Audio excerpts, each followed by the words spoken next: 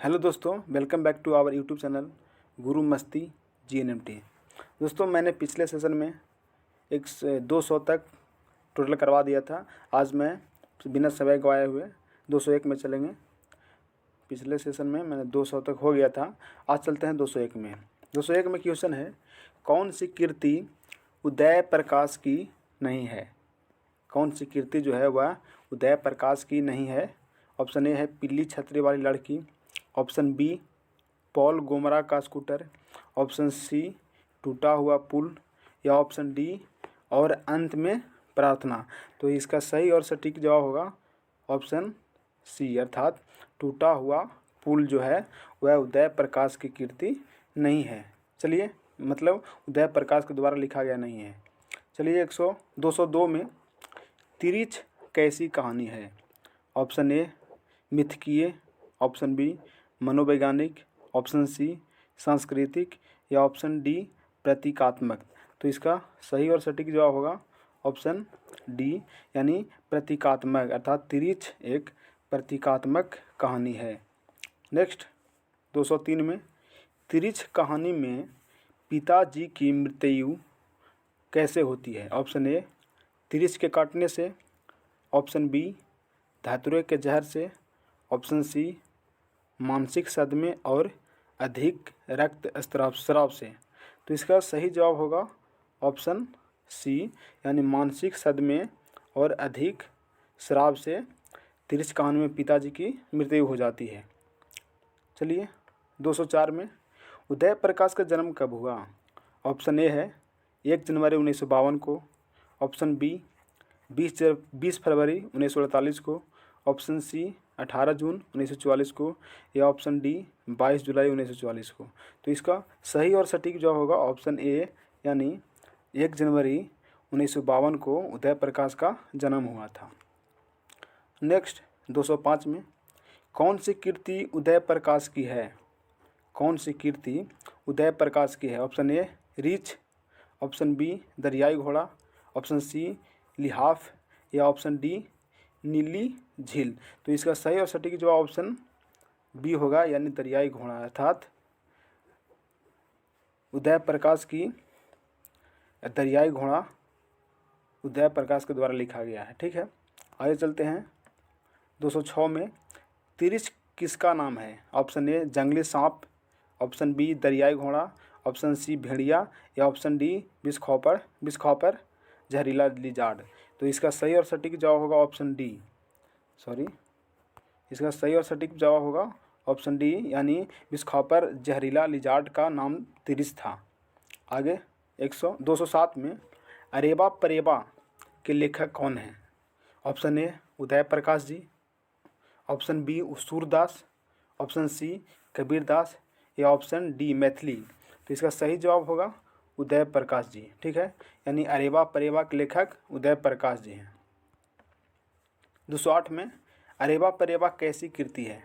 Option A उपन्यास, option B कहानी संग्रह, या ऑप्शन सी कविता संग्रह, या ऑप्शन डी इनमें से कोई नहीं। तो इसका सही जवाब होगा ऑप्शन बी, अर्थात अरेबा परेबा एक कहानी संग्रह है। आगे चलते हैं 209 में कहानी को सपने में बोलने और चीखने की आदत है। कहानीकार को सपने में बोलने और चीखने की आदत है, यह किसने बतलाया? ऑप्शन ए कहानी के पिता ने, ऑप्शन बी कहानीकार के माँ ने, ऑप्शन सी कहानीकार के भैया ने, या ऑप्शन डी कहानीकार के चाचा ने। तो इसका सही और सटीक जवाब होगा ऑप्शन बी, कहानीकार के माँ ने बतलाया कि कहानीकार को सपने में बोलने और चीखने की आदत है। नेक्स्ट 210 में तिरिच इसको कैसी कहानी मानी जाती है? तिरिच को कैसी कहानी मानी जाती है? ऑप्शन ए है आदर्शवादी कहानी, ऑप्शन बी आदर्शोन्मुख कहानी, ऑप्शन सी जादुई यथार्थ की कहानी, या ऑप्शन डी बिंबात्मक कहानी। तो इसका सही और सटीक जवाब होगा जादुई यथार्थ के कहानी। चलते हैं नेक्स्ट 211 में तिरिच कहानी की केंद्रीय घटना का संबंध किससे है? ऑप्शन ए कहानीकार से, ऑप्शन बी कहानीकार की माँ से, या ऑप्शन सी कहानीकार के पिता से, या ऑप्शन डी कहानीकार के मित्र से। तो इसका सटीक जवाब होगा ऑप्शन सी, यानी कहानीकार के पिता से तिरछ कहानी की केंद्रीय घटना का संबंध है। चलिए आगे चलते हैं 212 में।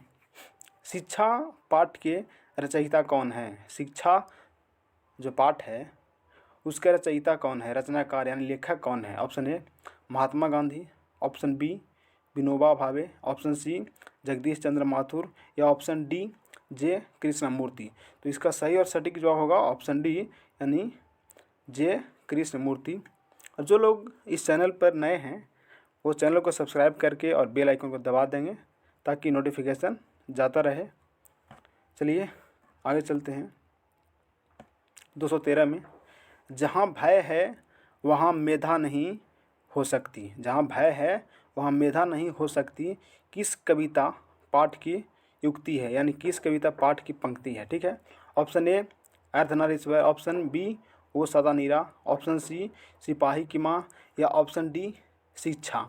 इसका सटीक जवाब होगा ऑप्शन डी, यानी शिक्षा से संबंधित है यह पंक्ति लिया गया है। जहाँ भय है वहाँ मेधा नहीं हो सकती। आगे चलते हैं 214 में।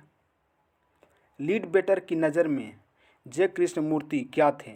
ऑप्शन ए राज्य शिक्षक, ऑप्शन बी देश शिक्षक, ऑप्शन सी विश्व शिक्षक, या ऑप्शन डी गांव का शिक्षक। तो इसका सही और सटीक जवाब होगा ऑप्शन सी, यानी लीड ब्रेटर थोड़ा वहाँ रहेगा। लीड ब्रेटर की नज़र में जे कृष्णमूर्ति विश्व शिक्षक थे। नेक्स्ट चलते हैं 215 में। लिखा हुआ है जे कृष्णमूर्ति का जन्म कब हुआ? जे कृष्णमूर्ति जी का जन्म कब हुआ? ऑप्शन ए है 12 मई 1895 को, ऑप्शन बी 18 जून 1992 को, ऑप्शन सी 23 मई 1895 को, या 15 अगस्त 1902 को। तो इसका सही और सटीक जवाब होगा ऑप्शन बी 18 जून 1992 को। ठीक है, अर्थात जे कृष्णमूर्ति जी का जन्म 18 जून 1892 को हुआ था।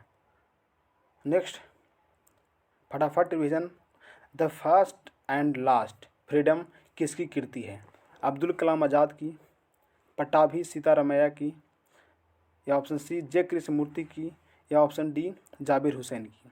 तो इसका सही और सटीक जवाब होगा ऑप्शन सी जे कृष्णमूर्ति की, अर्थात the first and last freedom किसकी कृति है? तो जे कृष्णमूर्ति की। नेक्स्ट चलते हैं 217 में। जे कृष्णमूर्ति के संबंध में कौन सा तथ्य सही है? ऑप्शन ए है वे प्रायः लिखते थे, ऑप्शन बी है वे उपन्यासकार थे, ऑप्शन सी वह प्रसिद्ध नाटककार थे, या ऑप्शन डी वह प्रायः बोलते थे और सब भाषण करते थे, बोलते थे और साथ में साथ भाषण करते थे। तो इसका सटीक जवाब होगा ऑप्शन डी, अर्थात वह प्रायः बोलते थे सब भाषण करते थे, मैंने साथ साथ भाषण भी करते थे। 218 में चलते हैं। लीड ब्रेटर किन में विश्व शिक्षक के रूप में देखते थे? लीड ब्रेटर जी जो थे वो किस में विश्व शिक्षक के रूप में देखते थे? ऑप्शन ए है राधा कृष्णन में, ऑप्शन बी है राजेंद्र प्रसाद में, ऑप्शन सी है गांधी जी में, या ऑप्शन डी जे कृष्ण मूर्ति में। तो इसका सही और सटीक जवाब होगा ऑप्शन डी, अर्थात लीड ब्रेटर जी जे कृष्ण मूर्ति के अंदर विश्व शिक्षक के रूप में देखते थे। चलिए नेक्स्ट क्वेश्चन में चलते हैं 219 में। जे कृष्ण मूर्ति का जन्म किस राज्य में हुआ था? ऑप्शन ए है आंध्र प्रदेश में, ऑप्शन बी उत्तर प्रदेश में, ऑप्शन सी राजस्थान में, या ऑप्शन डी उड़ीसा में। तो इसका सटीक जवाब होगा ऑप्शन ए, अर्थात आंध्र प्रदेश, यानी जे कृष्ण मूर्ति का जन्म आंध्र प्रदेश में हुआ था। नेक्स्ट 220 में। जे कृष्ण मूर्ति की इनमें से कौन सी रचना है? इनमें से कौन जो रचना है वो जे कृष्ण मूर्ति के द्वारा लिखा गया है? ऑप्शन ए है रोज, ऑप्शन बी है संपूर्ण क्रांति, ऑप्शन सी है शिक्षा, या ऑप्शन डी बातचीत। तो इसका सटीक जवाब होगा ऑप्शन सी शिक्षा, अर्थात शिक्षा जो है जय कृष्णमूर्ति जी के द्वारा लिखा गया है। चलिए फटाफट रिवीजन में, अभी तो बहुत सा बाकी है। ऑप्शन के अनुसार देखिए और लगाते चलिए लगातार साथ साथ। 201 में है, 221 में है, उसने कहा था कहानी में किस महीने का नाम आया है। ऑप्शन ए कार्तिक मास का, ऑप्शन बी फाल्गुन मास का, ऑप्शन सी बैसाख मास का, या ऑप्शन डी इनमें से सभी का। तो इसका सटीक जवाब होगा ऑप्शन ए यानी कार्तिक मास का। ठीक है, नेक्स्ट चलते हैं 222 में। जयप्रकाश जी की पत्नी किनकी पुत्री थी, यानी जयप्रकाश जी की जो पत्नी थी वह किनकी बेटी थी। ऑप्शन ए नंदकिशोर प्रसाद को, ऑप्शन बी ब्रजकिशोर प्रसाद के, ऑप्शन सी रामधारी प्रसाद के, या ऑप्शन डी इनमें से कोई नहीं।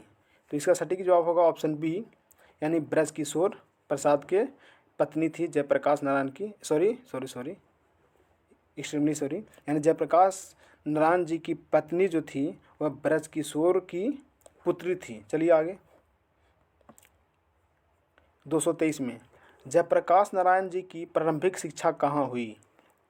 ऑप्शन ए है शहर में, ऑप्शन बी ननिहाल में, ऑप्शन सी घर पर, या ऑप्शन डी कॉलेज में। तो इसका सटीक जवाब होगा ऑप्शन सी अर्थात घर में ही, यानी जयप्रकाश नारायण जी की प्रारंभिक शिक्षा उनके घर पर ही हुआ। नेक्स्ट चलते हैं 124 में।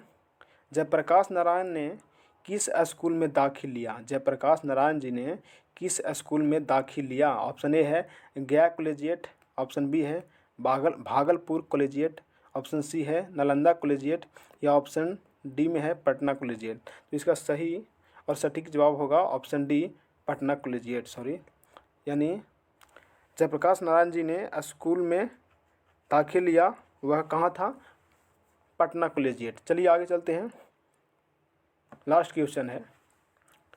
जयप्रकाश नारायण जी को बिहार में किस निबंध पर सर्वोच्च पुरस्कार मिला। ऑप्शन ए है वर्तमान स्थिति, ऑप्शन बी भविष्य स्थिति, ऑप्शन सी दुर्दशा, या ऑप्शन डी एक पर एक। तो इसका सटीक जवाब होगा ऑप्शन ए यानी वर्तमान स्थिति, यानी जयप्रकाश नारायण जी को बिहार में सर्वोच्च पुरस्कार मिला था, वह निबंध लिखे थे वर्तमान स्थिति, उसी पर मिला था। चलिए इस सेशन में बस इतना ही, बाकी अगले सेशन में कवर कर पाएंगे। और जो पिछले वीडियो नहीं देखे हैं 1 2 3 4 5 पार्ट, वो जाके चैनल में प्ले लिस्ट में देख लेंगे। तब तक के लिए जय हिंद।